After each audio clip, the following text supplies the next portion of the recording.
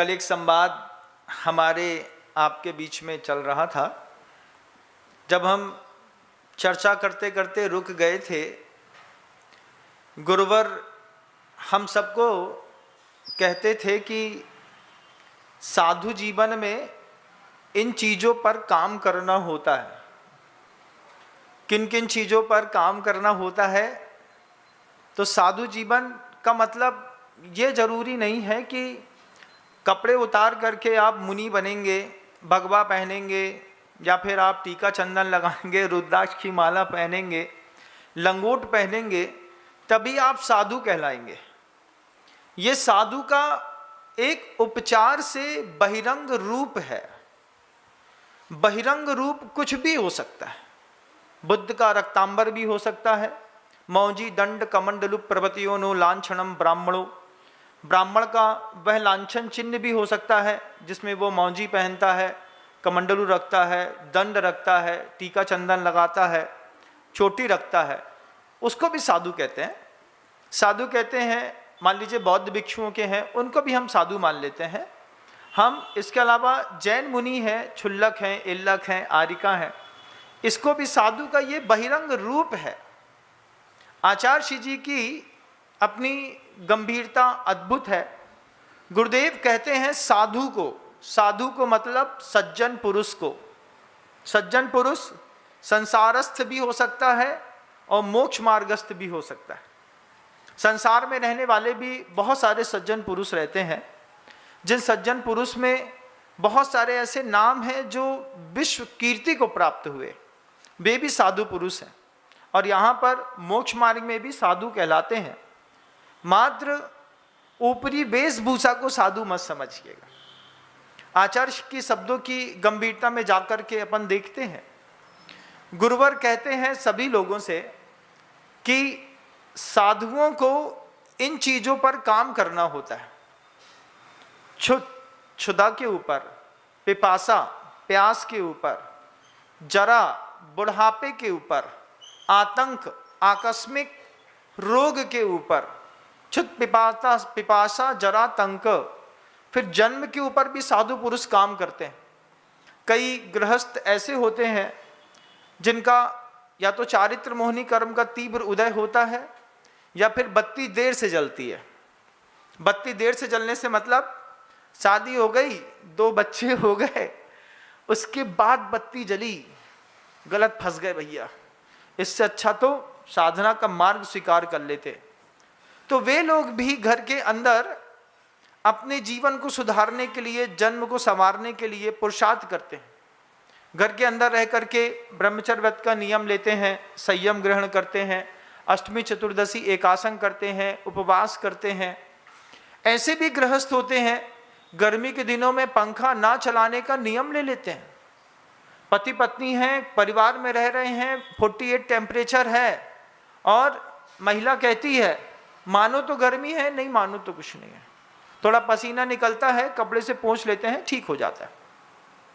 ये लोग भी साधना के चरम पर पहुंचा हुआ गृहस्थ भी होता है। गृहस्थ की भी ऐसी गजब की ताकत होती है कि अगर वह गृहस्थ शुद्ध ब्रह्मचर्य का पालन करके मुनि महाराज को आहार दान देता है तो मुनि महाराज के शरीर की रोग दूर हो जाते हैं। ऐसा भी है, चंदोबा सफेद हो जाता है विजय सेठ और विजय सेठानी के खड़े हो जाने पर।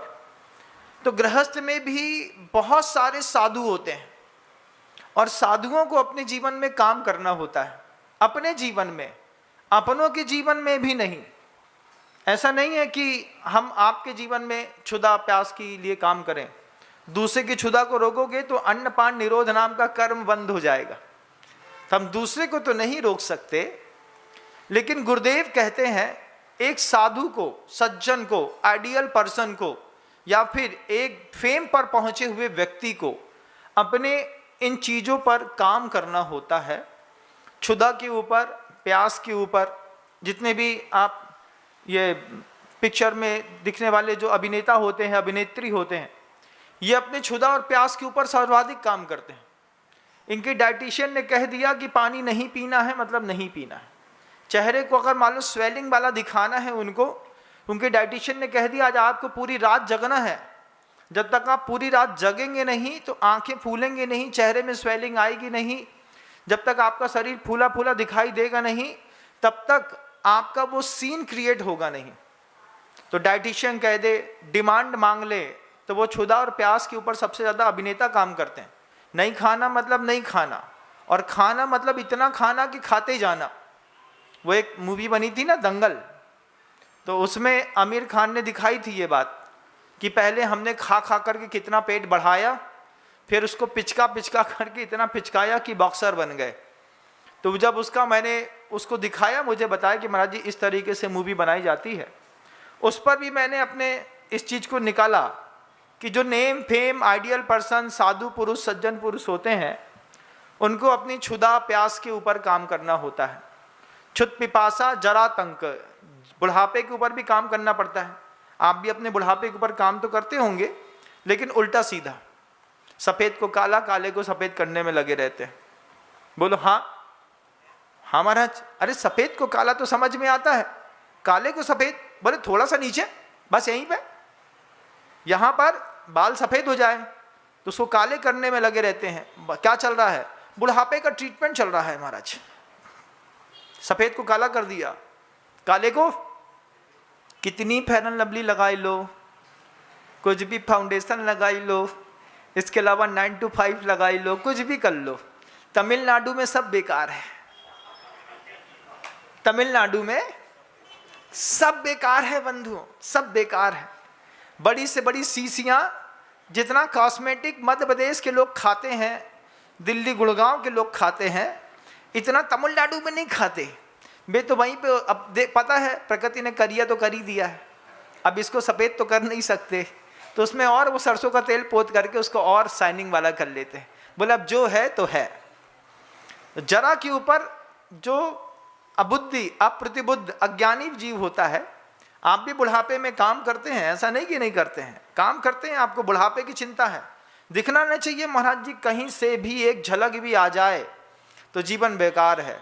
इतना सा बाल भी अगर कलम में सफ़ेद दिख गया ना, तो सुबह सो के उठते ही साथ कटोरी में रखा रहता है, थोड़ा सा ऐसा मार लेते हैं कि कहीं से बुढ़ापा झांक गया तो गड़बड़ हो जाएगी बात। लेकिन ये अज्ञानियों की क्रिया है।